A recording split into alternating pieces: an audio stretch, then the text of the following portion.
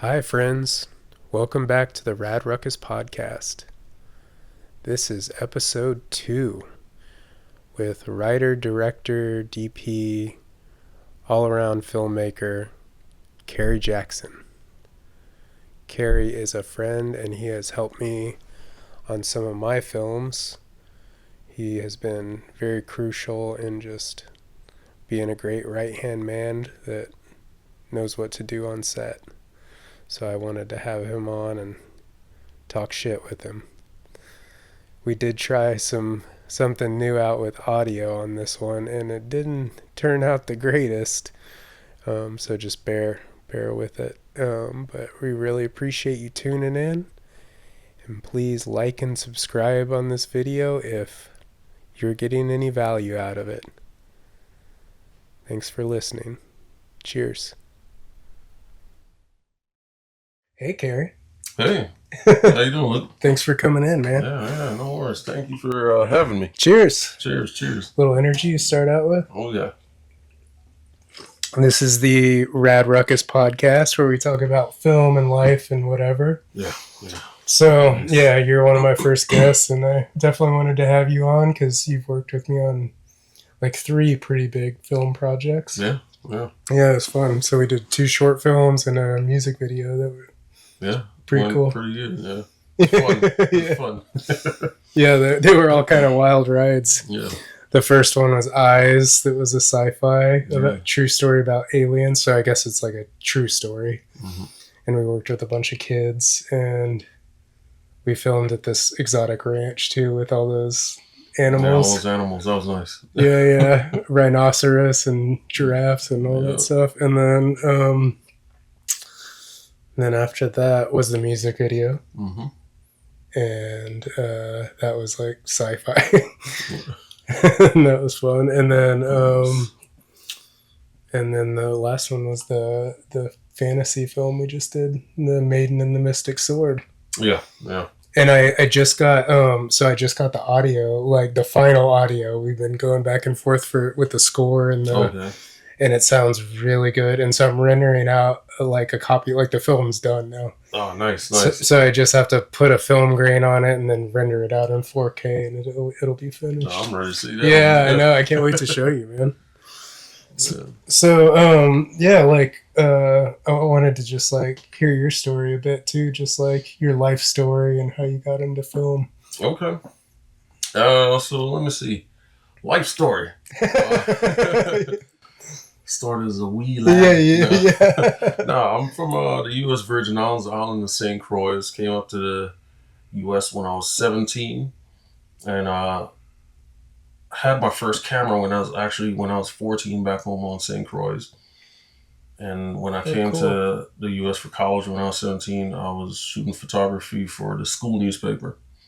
And after I dropped out of college my senior year, went into the Army, got out of the Army, worked for the Sheriff's Department, I left the Sheriff's Department, then went back to school for business management, and then I was like, you know what? I miss having a camera. So I decided one day to go back to school for photography. Okay. And that's how I picked up a camera again. And was... So at that point, you had just done photography. You hadn't got like into video at that point yet? No, yeah. I was just doing strictly photography. Okay. And I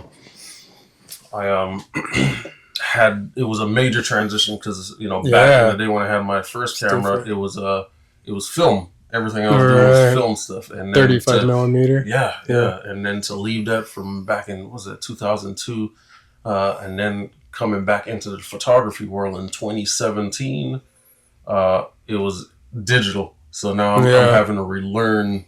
Relearn photography with the digital side of things. Right, and it didn't look too good back then either. No, not at all. And with digital, I found it a lot more easier because now I can see what I'm shooting, or I can shoot something and now I can look at it and review it before and then retake it. Versus where with film, I had to shoot and then I wouldn't know until I go and develop the stuff in the darkroom.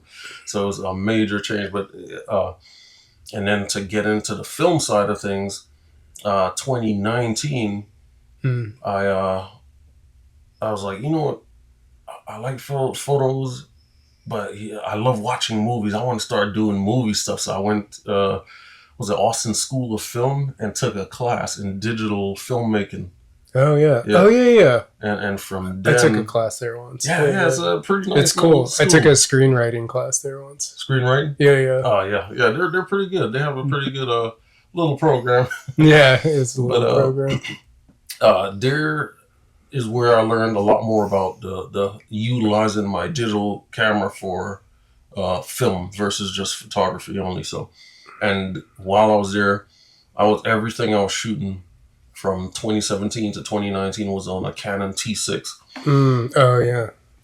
So I learned so much more there for the film side of things, and then of course YouTube University. Yeah.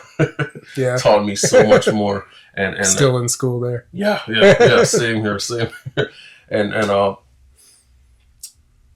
at the school, which was good. It was just it was a 6-week course, 6-week class. And from that class, I learned, I networked, I met some people that were like, hey man, Dell's looking for someone to shoot and start doing stuff for HR training program. They want to start doing like internal stuff. Yeah, internal stuff. And COVID just happened to hit around that time, or the C word just happened to hit around that time. So, which helped made me jump right into it. So from that same week I left the school, 2 weeks later, I was shooting for Dell, shooting internal training HR videos for Dell. Nice. So yeah, and from then on, I've been hit with the bug for filmmaking. Yeah. I've been doing everything from Dell, Microsoft, Apple, then jumped into narrative stuff as a background actor for TV show Fear the Walking Dead, and then as a stand-in for the show Walker. Oh yeah. And now still running my own video production company now. So yeah. Yeah, we're kind of on the same thing where we're just like hitting it from all the angles. Yeah. It's like just kind of living in that film world and learning all the aspects of it and getting jobs and like whatever you can almost. Yeah. Freelance world. The freelance world. It makes it sound fancy. Yeah. It's the hustle struggle. Yeah, it's a grind. It's a grind. I know. I'm always like telling this to people, but like, and I mean, my perspective is hearing it from like, bigger, I mean, so like, when you're getting the bigger jobs, you're making, you're obviously making more money, but also it's still like, if you're in this world, it's a grind and like an unknown, even at the higher levels, Like, I mean, I'll hear like big name actors or directors, like they'll do a film and then they're like, I don't know if I'm ever going to work again. They're just like, I don't know what the next thing is, You're just like gotta... Getting paid, you have a job while you're working on this one project, and then you're looking like, oh, wait, I'm about to be unemployed after this project is done. It's like, okay. Right. And you're sitting around waiting for the next project to come along, and you're hoping that one pays more than the last one you did to keep you... it's a grind, but... it's a fun grind, stressful at times, but fun. Still at the same time, worth it. And like you said, like, it's totally like getting bit by a bug. Like, I mean, you almost, I mean, I think you and me are almost too deep in where it's like, you're not going to do anything else almost. Or like, I mean, life brings all kinds of changes and like, and I mean, we might drift into other things, but we'll always like want to be making films. Still keep one foot in the door. Doing this film stuff. Did you quit? Exactly. Someone gives you a call and you're like, oh, I'll be there. Hold on. Let me take some time off for this other thing I'm doing. Yeah, exactly. That's how I am right now. I'm full time in it, so I don't think I know I'm not leaving it no time soon. Yeah. What's your kind of like dream project maybe like that you could like if you had like just say someone threw you like $250,000 or something to make something, and you could do whatever you wanted. Oh, dream project wise? If I'm in charge of the project, writing it, or directing it, or shooting. I mean, but you could collaborate with people. Yeah, you can always obviously bring people on. Yeah. Okay. So, man. So I've written this film, a full feature film. That's my dream project right now. It's it's like a dystopian vampire show. Oh shit! Nice. Dystopian vampire film. That is my dream project. That awesome. One is my dream project. Have you ever seen that film? I really liked it.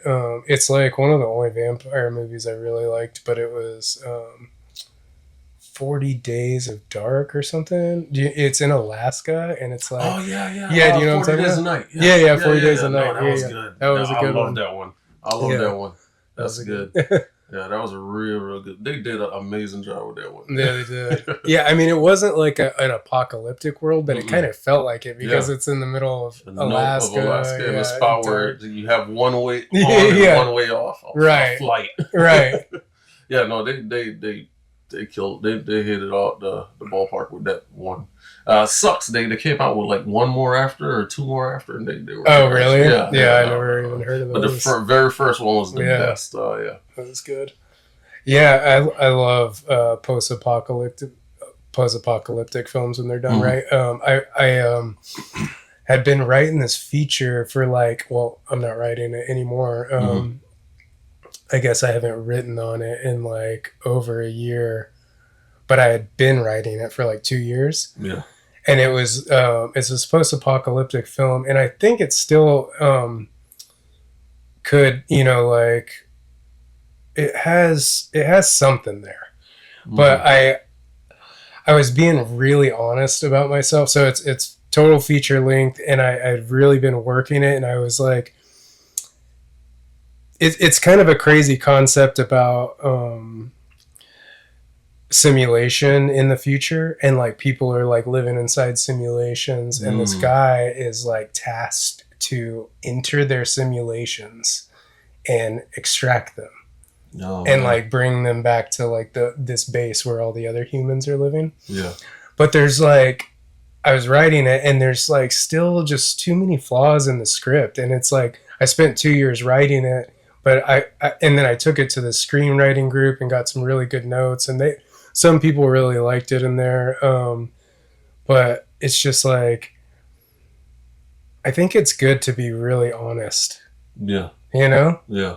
But like, as of now, like for that 2 years, I was like, this is the film, like I was so excited about it. And then after like, really thinking about it, I'm like, man, I almost have to. And I had heard this from, I forget who, but screenwriters. It's like, don't edit your script, rewrite it. Yeah. So it's almost like you have to like start from scratch. Yeah. And it's just so daunting. It's like, it's been two years on this, and it's like, and it's hard, especially when you're like attached to what you've already put into it. Yes, that's the hard thing. Yeah. And I tried to be unattached to it because I was like, obviously I'm attached to it because I spent so much time on it, but I need to be honest, and like I don't want to put this out there as a finished product when I don't feel like it's that tight, when I'm being like totally objective about it. Yeah, so it's hard. Yeah, it is pretty rough, man. Writing is fun, but it always, when it comes down to it, you gotta look at it and be like, okay, what, I have too much fluff in this section, I have too much of this, but it's so hard when you feel to yourself like, oh man, but it fits the story. I don't want to take that out. Right. I don't want to have to rewrite this whole section. It's writing is a different game. It's a different ball game, man. Trimming the fat's hard, because like the best movies to me, it's like there was nothing in there that shouldn't have been, you know what I mean? Like there was like one movie that comes to mind, which is one of my favorite movies of all time, is the original Jurassic Park. It's like, it's such a perfect movie to me. Like there's no line in there. There's no scene. There's not even a moment in there that's like, why was that in there? Yeah. It was just like flawless from beginning to end. Yeah, it was. I think what made that movie so flawless was the fact that the writers and the filmmakers portrayed like a new world to everyone. And so it was like as we're there, as the characters are learning everything that's coming, we're learning it as well. So we felt like in there, like we were in there with them. It was like, oh, no. The girl screaming, dude, shh, be quiet. Yeah, she's screaming again. You're so right though. Like that, those are my favorite movies too. Like when you're like, I loved Christopher Nolan's Batmans too. Oh, yeah. But the first one, it's like you're seeing him how he became Batman, him going through that training, like out on the ice. Yeah, like, exactly. Oh, man, so that's how Batman did it. Yeah, wow. It goes hard. Yeah, but yeah, seeing something from like nothing to and then you see the whole story start to form. Yeah, it's really powerful. Yeah, that's and you know what's sad? I feel like today a lot of these big budget films now have lost that because they just start you right in the middle and then they try to feed you. Oh, look, that's what happened 2 years ago. Right in the middle of the story. It's like, wait, why are we giving flashbacks? Why didn't we just start there and then, hey, I'm gonna have a part 2 so we can follow along with it, right? Or bring that on. We don't get that no more with a lot of films today. Like you said with the Jurassic Park and that Batman. We were there. We felt like we were there with those characters, and that's all. It's hard to do that, when writing to try and bring somebody in there because sometimes, when we're tapping into our writer side, we want them to be like, oh, they should know this, but we're forgetting we're telling people that don't know this. So I feel that's where film has kind of has lost that touch today. And I think I mean, flashback is kind of lazy writing in a lot of ways. I mean, I think it can be done well, but it can be done well. Yeah, it takes some finesse and some creativity to do it. But I mean, it's way more interesting if. I mean, you could even say like some of Tarantino's films are flashback-esque, but it's not. It's the story like cut up. Yeah, cut up into pieces, and then he brings it all together. Yeah. So it's like, that's sick. Yeah, it is. That's really sick. I know. I love Tarantino stuff. I love his stuff too. He's real good at storytelling. That one thing I will give him that. Oh yeah, he's really good at it. What do you think about like AI being implemented with writing and just filmmaking? But I don't know. Yeah, you know what? With AI, I was mad when I was like, oh man, they're gonna be replacing all kinds of writing stuff. But then now, I have to be honest, I use ChatGPT a lot. Like I'll write up a script and then I'll be like, damn, let me plug it into ChatGPT so it can give me the proper script format. So I'll just write it lazily. Or like writing like I'm telling a story, not script form. Right. So ChatGPT just is free writing more so, and then you're like, put this idea in the script form. Yeah, and it does it. It just like hooks it up. Okay, hey, ChatGPT, I want you to format this like an actual script. ChatGPT says, okay, drop it in. ChatGPT formulates it, boom. That's what I love. But in terms of like just going to ChatGPT and saying, hey, I want you to write me a film about this. Yeah. I want this to happen to character, and that part I don't like because then it's easy to spit out, but now you're going to have a lot of thing that's emotionless because ChatGPT won't give you the emotion. I mean, it can plug in some emotions in there, but that to me, that is the part of ChatGPT I don't really care for because now it's going to have a lot of people doing that. Like, I know. for now, though, I mean, I feel like the emotions, and then the thing with it is like prompting. It's like if you know how to prompt, you know, you can be like, write me a script, like a short film, like Tarantino would, and like like if you get really specific. It can get pretty specific too. It's pretty crazy. Yeah, ChatGPT for that part of AI is good, but now when it comes to like the filming side, like so was it like Sora? It's called Sora AI. Yeah, that's one of them. Yeah, there's stuff so like many. that. Now I'm worried about for like. In terms of like the acting side, like background and extras. That's true. That part I feel bad for a lot of people that do, because I have buddies that are just like that's their life. All they do is extra work. Yeah, all they do is extra work. I've met a few people that are professional. And I'm like, extras. so I feel bad for those ones because now they have been losing some gigs to some of these companies are already doing that, where they just have the main actors there and everything else is on that big virtual screen. It's not even real people in the back. It's just AI stuff going on. It's AI created? Yeah, AI created in the background. I know with House of Dragon, they took and these poor extras, they I signed away, their rights. And I think they, filmed 12 extras, all these angles, and then they just duplicated them over and over and over. And plug in the system to do this movement. But you won't even have to do that soon, I mean, probably not even now. No. Yeah, I see two sides of it, kind of. It's good. Yeah, especially for an indie filmmaker, I would say, who doesn't have the budget, right? And they have a buddy who works at the studio. Like, hey man, can I borrow the studio and do this? Oh yeah, sure. And you can film something that looks a little bit more expensive, but it sucks for a company that has the budget to pay people but won't because they want to save for the execs that want to keep the money in their pocket. Right. That's why I feel it's a good and a bad to it. For me, that's what I think. Yeah, that's how I feel. Or it's definitely different, way different, And I mean, things always change. They've always been changing, and every time a major new technology gets introduced, I think there is a lot of fear with it, but I think the AI just in general is going to create so many more creatives. Yeah, it is. And then obviously the cream always rises to the top. But as far as filmmaking goes, I feel like independence, someone like you or me that has a high concept, post-apocalyptic, thing, but we haven't already gotten the clout in the old school film world, where you already have access to big studio money, where you would be able to create something with a few people that felt very fanciful that wasn't even possible even a year or two ago. That's where it really comes in handy for things like that.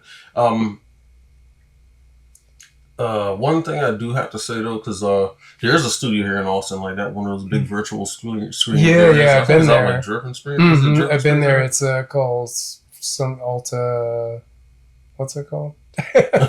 Anyways, I've been there. It's cool. Yeah. It's one of those huge. I heard it's pretty huge. I haven't been there yet. I've seen photos and video of it, but for something like that now, I know studios. Jamie in here. Oh, was that? I said we need a Jamie in here, from Joe Rogan, just looking up shit for us. Hey, can you pull that up for me? Yeah. Put it on the screen. Yeah, tell the tortoise. Tell Gordon to look it up. Where are you? Yeah. We got a tortoise in here. Man, yeah.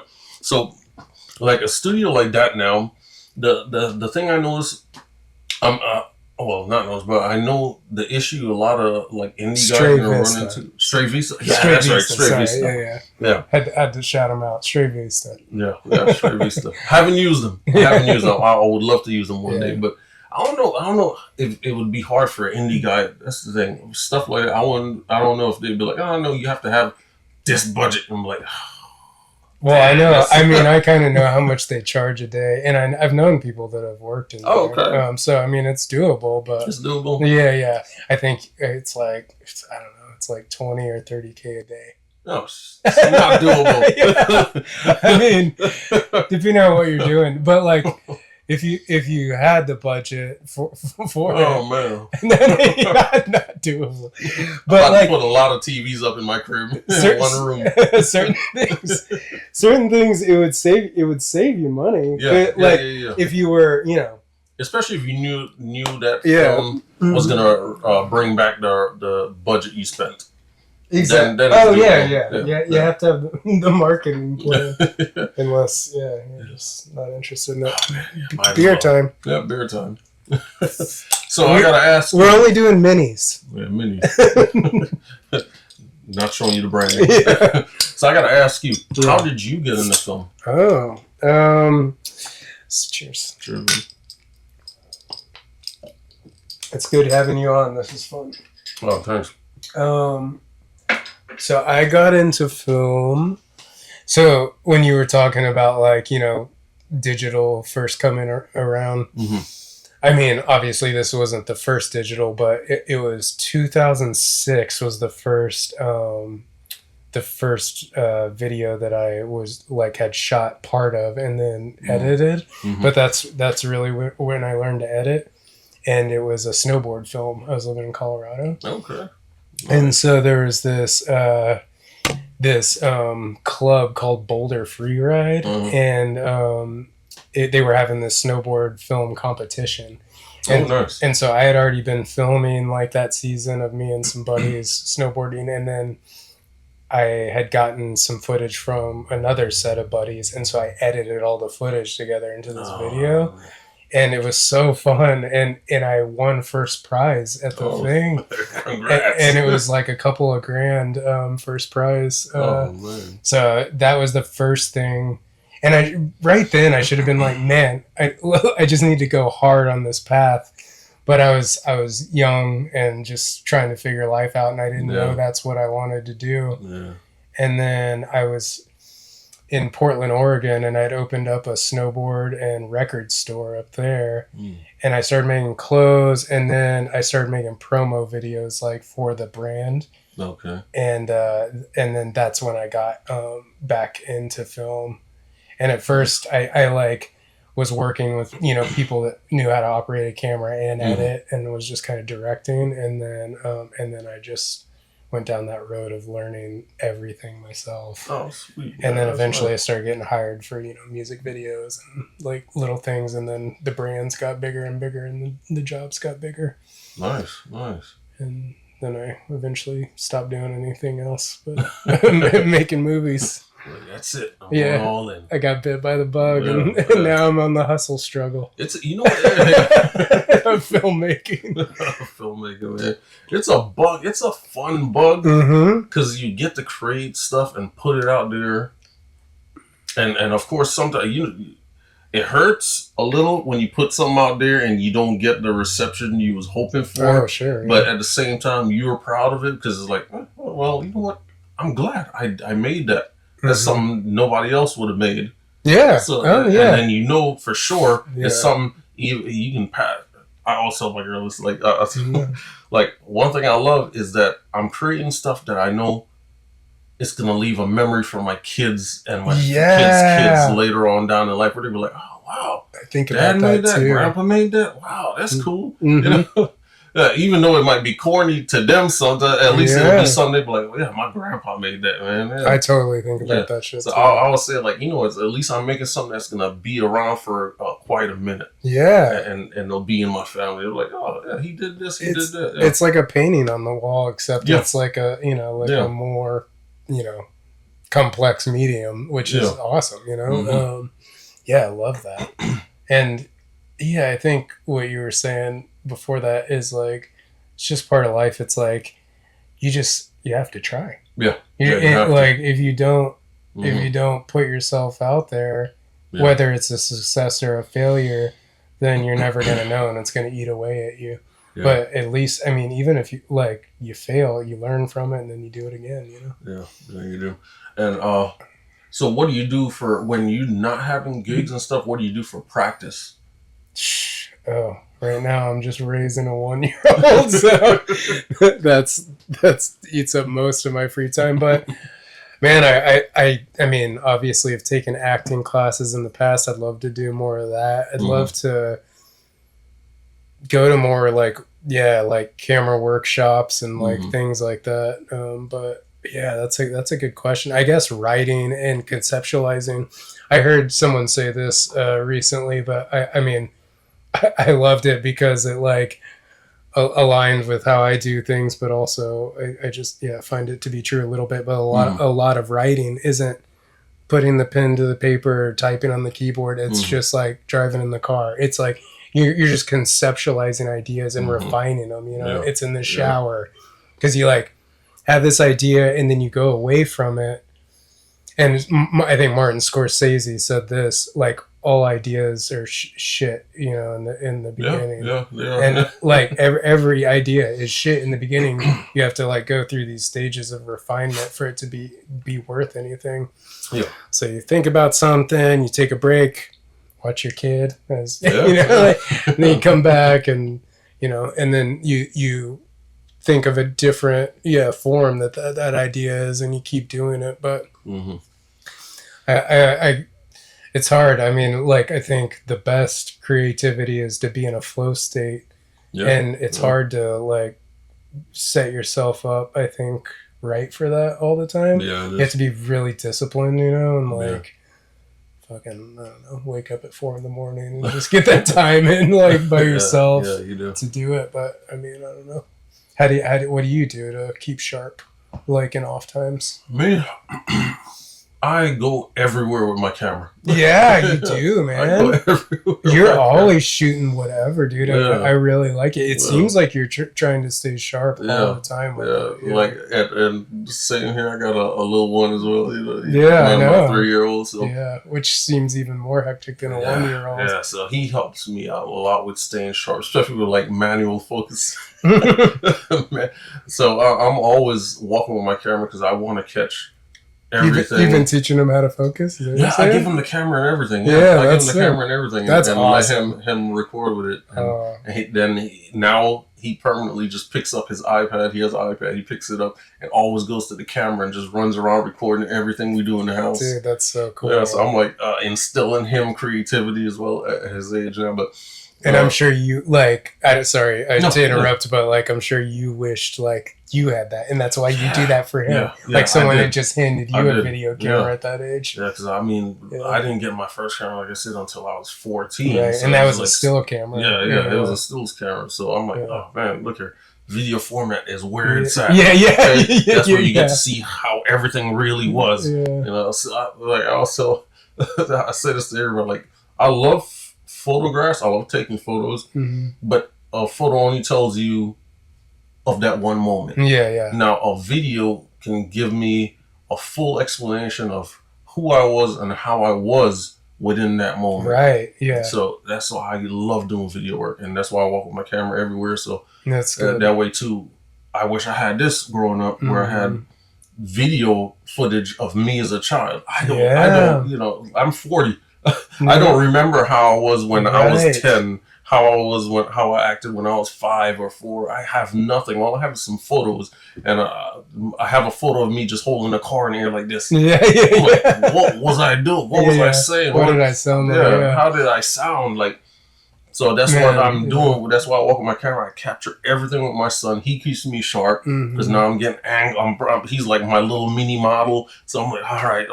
Right. So, but at the same time, it's me practicing and me capturing memories for him.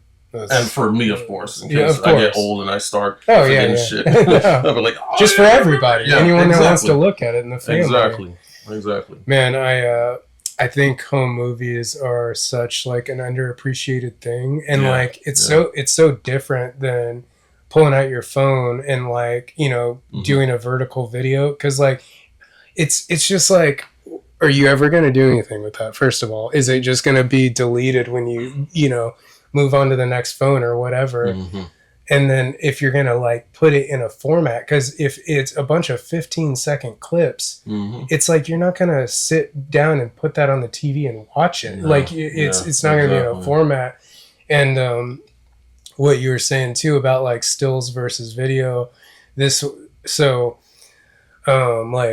4 years ago, one of my best friends, he's my age, he just dropped dead.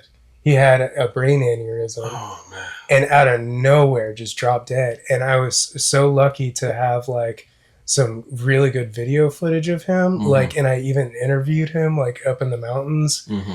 And so I put together this video for his memorial for everybody, and then, you know, shared it with everybody afterwards. And people were so appreciative. Like, it was like insane, because like people still watch that video all the time and they can hear his voice, they can see his mannerism, which is what you forget.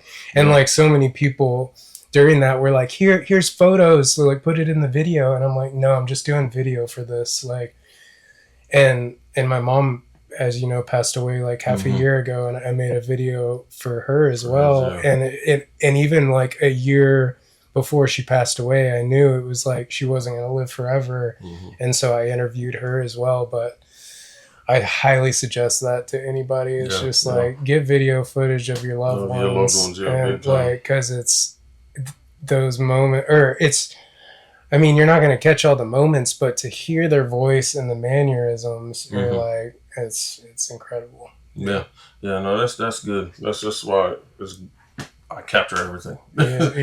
You have to, because, like I said, it's good. You know, on one side, it's us touching into our creativity, but on the other side, we're capturing memories. So. Yeah, no, that's nice. I like the fact that you do that too, man. You record like your friends and family, and you have that moment of you know, that stuff to show later on. And like I loved, you know, so loved your mom. Yeah. You know, but I have to say, I love the video that you made for her.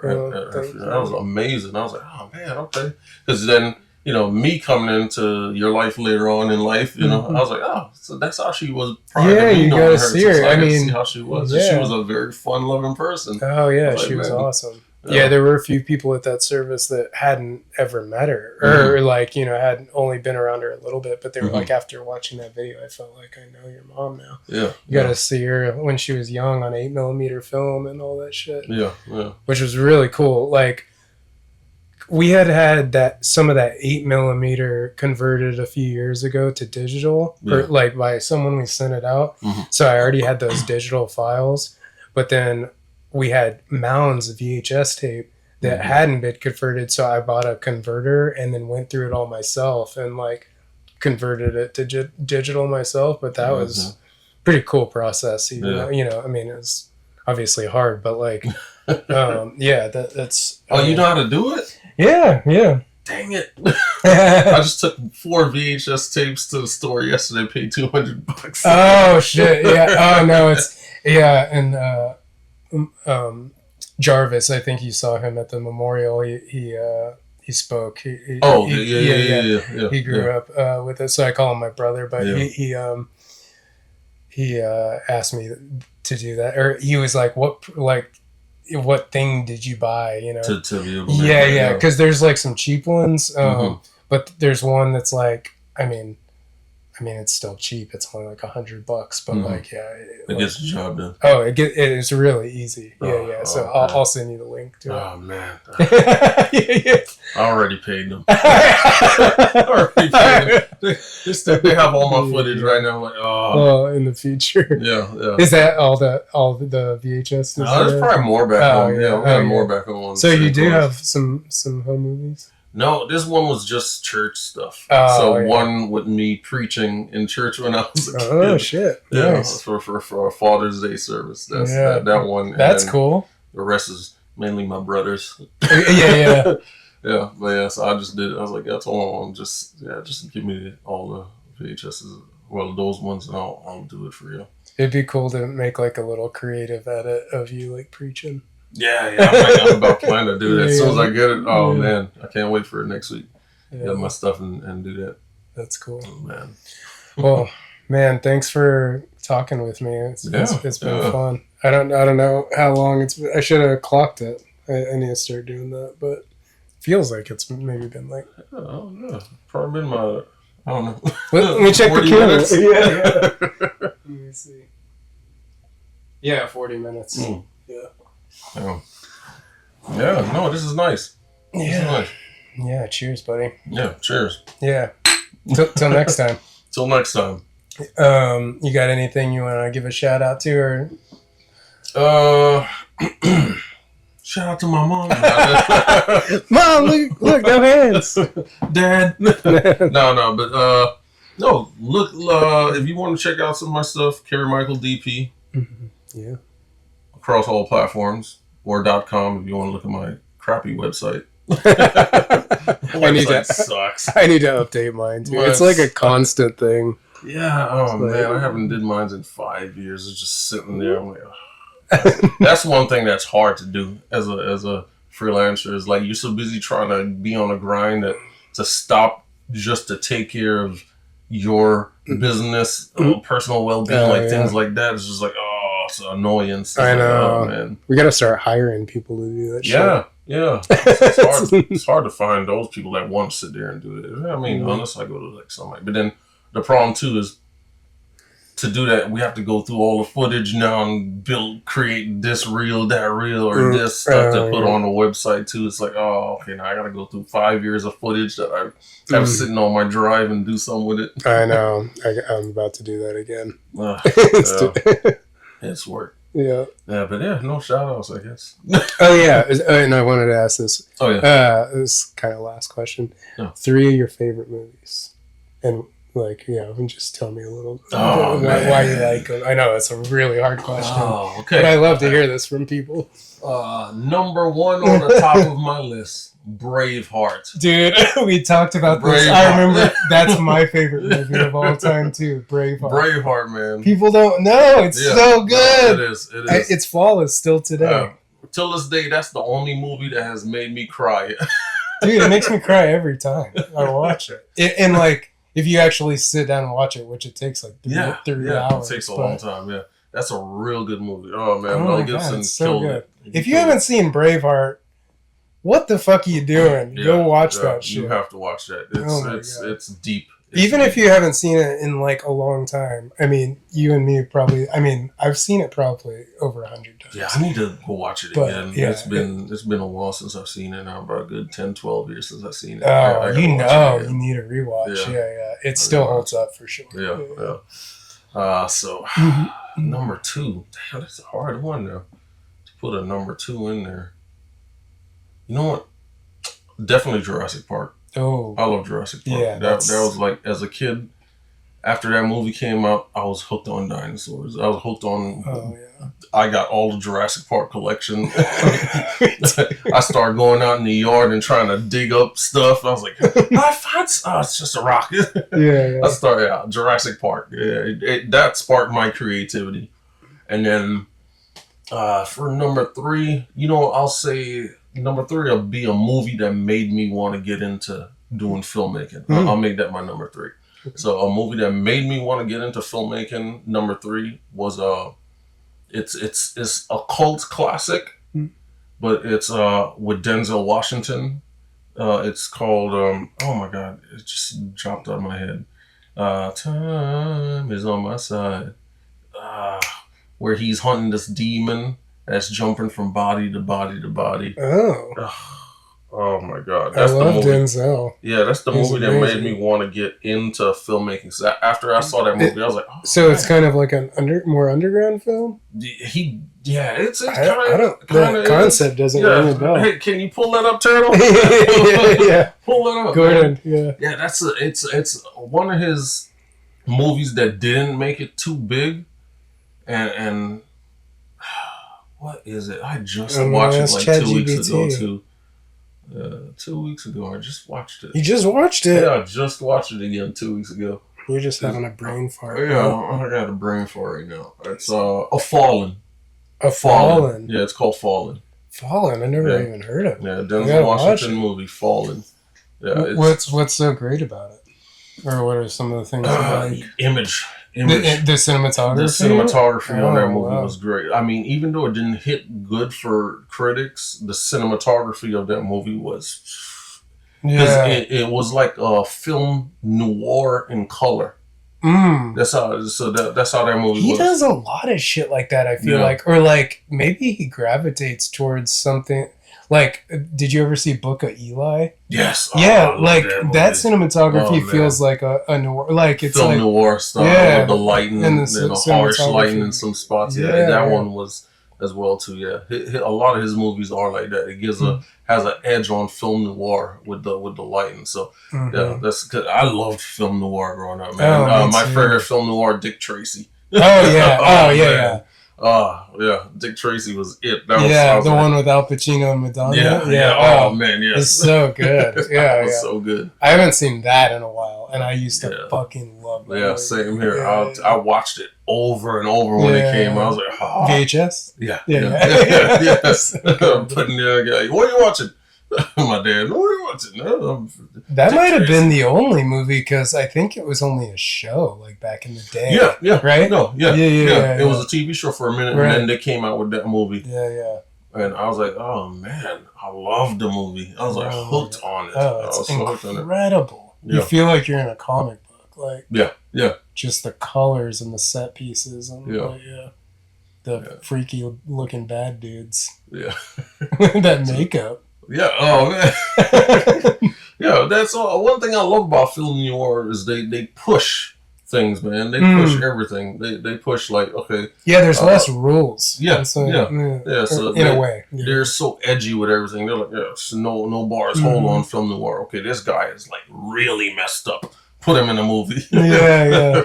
Oh man, this woman is like really messed up. Put her in a movie. Yeah. They put some deep shit. Like even with Sin City. Oh man, I love Sin City. Sin City was good in terms of with the lighting and all the stuff, but the storylines behind some of the people's like, oh my god, that person is bad. Yeah. That's what I love about film noir is it touches on that, but it shows like it's like gritty. Right. So that's what. It is. That's why it is the way it is. It's so gritty.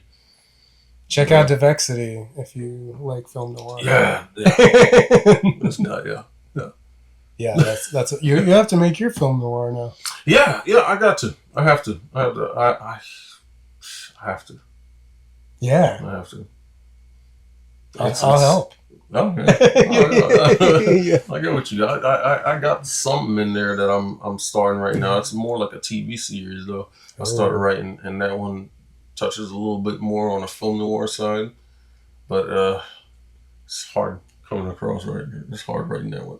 Oh yeah, writing. It's the writing part was like, oh yeah. Have you heard or read the book, The War of Art? No.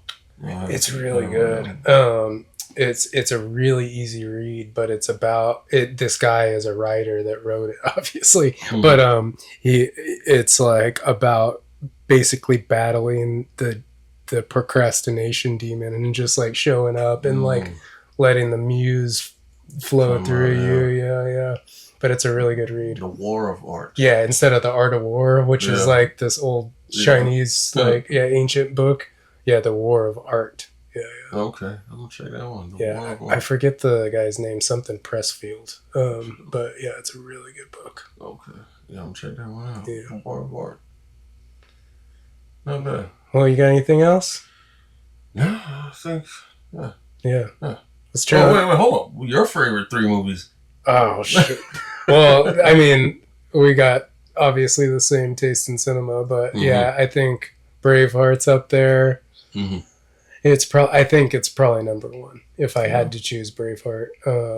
And Jurassic Park. And then 3 gets tricky for me because then, I mean, I'm almost like I need to go to a top 10. But I don't know. E.T. might be 3. Oh, E.T. Yeah, that was a good one. I love Steven Spielberg. I know. Or Interstellar or Life Aquatic. Yeah, but now I'm going off the rails. Yeah, Interstellar was good. That was pretty good. Yeah. All right, brother. Yeah. Cheers. Cheers. Let's turn on the AC.